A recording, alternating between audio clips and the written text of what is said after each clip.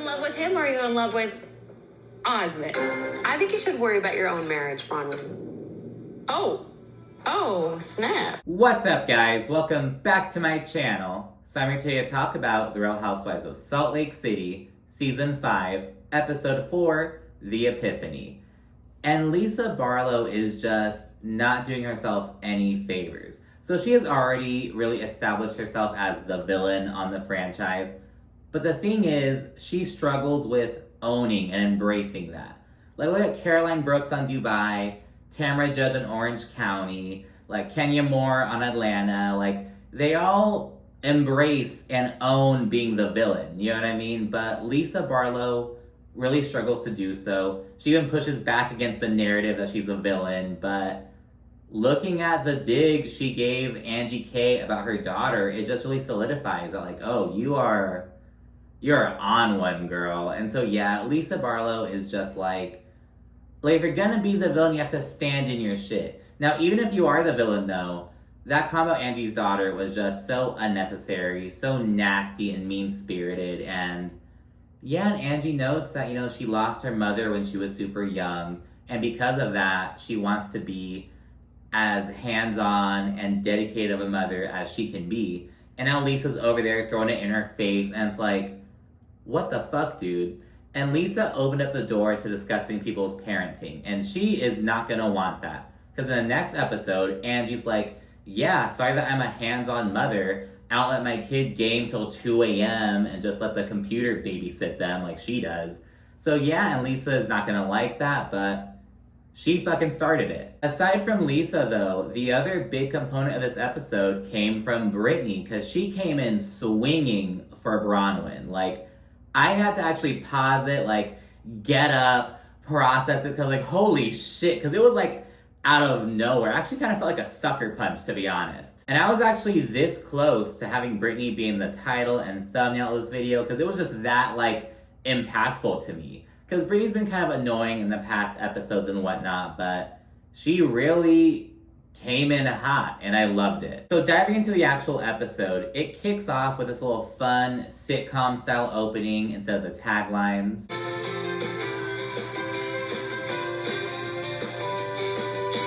It's now day 2, and Bronwin notes that the night prior was just a lot. She's really upset because she's never fought with Lisa. She doesn't like that she and Heather, got off on the wrong foot, though she notes that she said her piece and is ready to move on if the others are, essentially.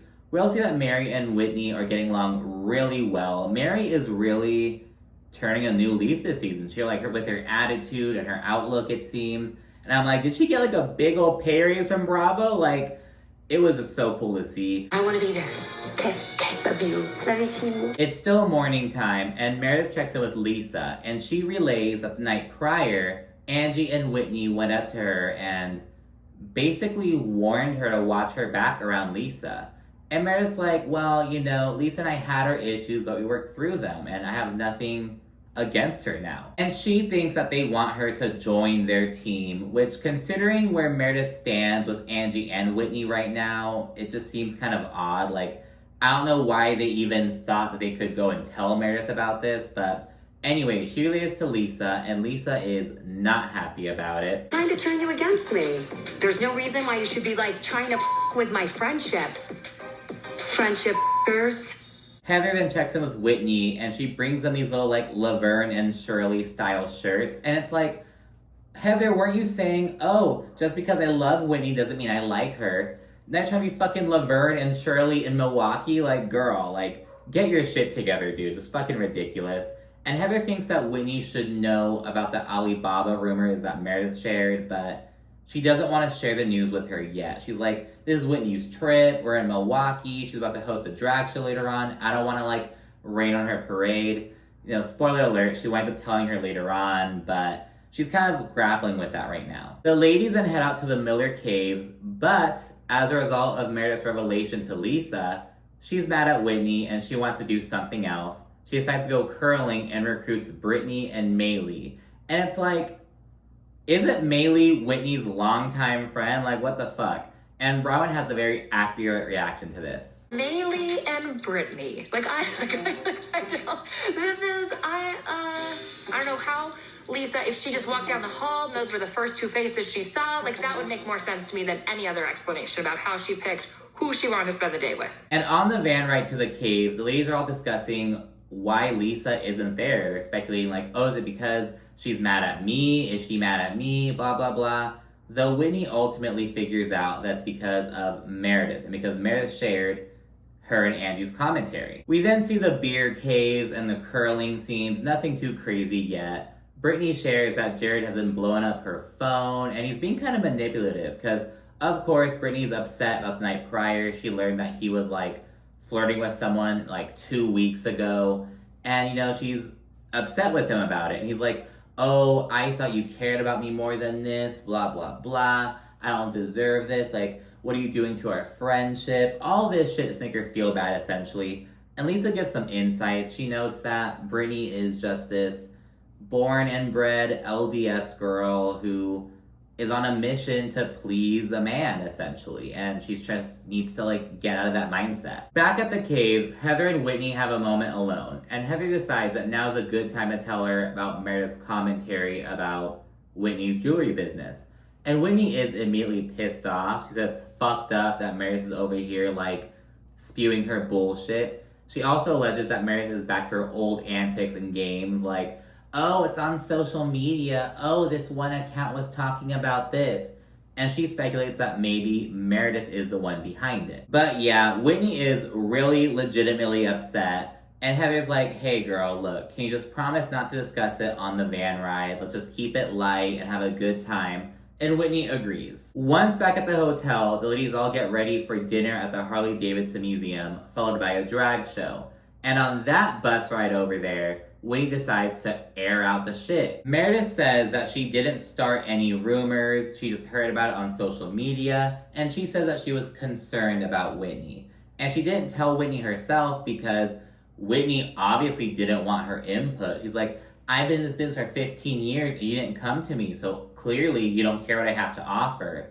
And that is what shows that Meredith is just being petty about it. She's upset, she's butthurt that Whitney didn't come to her for her expertise, and now this is how she's getting back at her. And the conversation continues until they pull up to the museum, then they put a pin in it while they look at all these old Harleys and whatnot. And once at dinner, Whitney gives everyone a necklace from her jewelry line, like this little gift, and she readdresses Meredith. And Meredith says, hey, I think you're making a bigger deal about this. I was really concerned about it, I felt badly. And it's like, no you didn't. You didn't feel bad sharing these news. You're like, oh, are you hearing about the Alibaba situation? Like, you did not, there was no ounce of like, I don't want to talk about this, I feel bad about it. None of that shit. Meredith is full of crap, to be honest. And while responding to Whitney, she loops Lisa into it for some reason, and Whitney tries shutting this shit down. Lisa's adamant to be involved though, and she and Meredith both say that Whitney is making a mountain out of a molehill.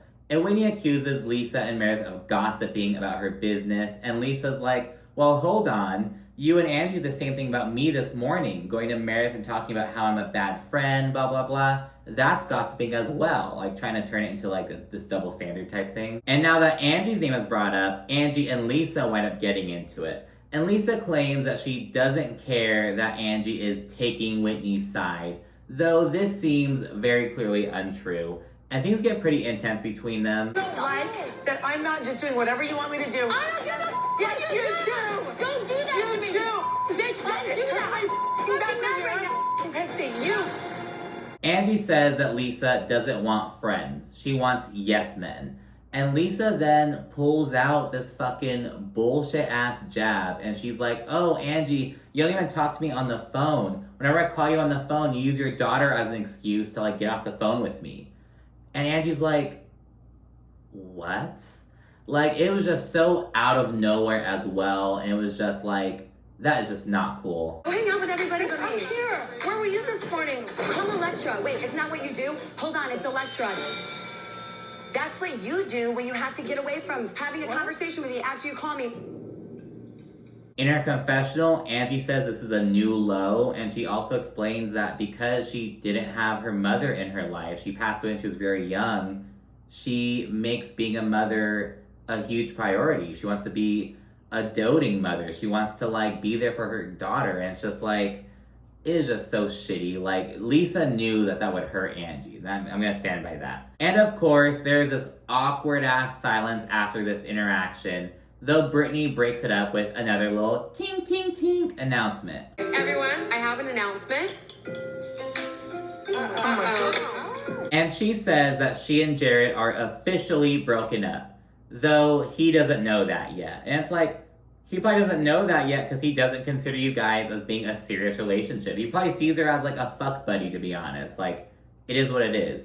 Anyways, the conversation then shifts to like, well, Brittany, what do you like about Jared? And they speculate that maybe it's about the Osmond name. Because like, oh, like, I guess over in Utah and like Mormon culture, it's like, oh, an Osmond. Like, he allegedly like leads with how he's an Osmond. Like when he goes to dinner reservations, like, oh, under Osmond. Like, he's very like one of those kind of dudes, you know what I mean? And a few of the ladies are like asking questions about this, and Brittany's playing along and whatnot. Though Bronwin in particular is kind of like grilling her. And remember, Bronwin was so quick to like rain on Brittany's parade when she was announcing that they were like Instagram official. She's like, oh, I thought it was a picture of you guys at Costco. It's not a big deal. Like, he's even claiming you. So Brittany's probably upset about that still, and she bites back. Are you in love with him? Yes, I am in love with him. Are you in love with him or are you in love with Osmond? I think you should worry about your own marriage, Bronwin. Oh, snap. And Brittany goes on to ask if Bronwin got with her husband for his money, and she even asks if she's physically attracted to her husband. And Bronwin took this pretty damn well, especially as like a first-time newbie. Like, I have to applaud how she kept her cool and like was composed, actually gave an answer and shit. Like, good for Bronwin. And she's pretty unfazed, though Whitney doesn't like this whole speculation because her husband is 18 years older than her, and she's also speculated to like be this gold digger and shit, so she doesn't like that. Like, Brittany's bullet for Bronwin went up hitting Whitney instead, it seems. So yeah, that happened. Afterward, ladies all get dressed for the drag show. Bronwyn's wearing a fucking hot dog dress. If you want to change for the drag show, you have to change here. Okay, let's go. Oh, I don't have shoes. That's how I'm gonna freeze my little toes off. She's like, oh, this is couture. It went down the runway in Milan, blah, blah, blah. And Mary's like, the heart coat, that was fashion.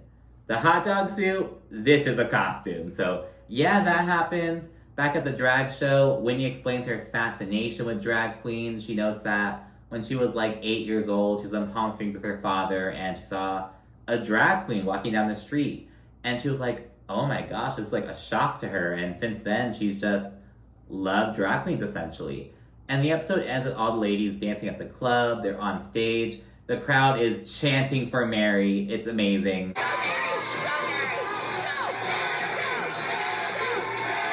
And that's it for this episode. Again, I feel like Lisa and Brittany were like the big players. Brittany was just like out of nowhere. She like sucker punched Bronwyn, it seemed like. But yeah, that's it for this episode. Let me know what you think down in the comment section. Be sure to like and subscribe. And of course, stay tuned for more. Thank you for watching. Bye.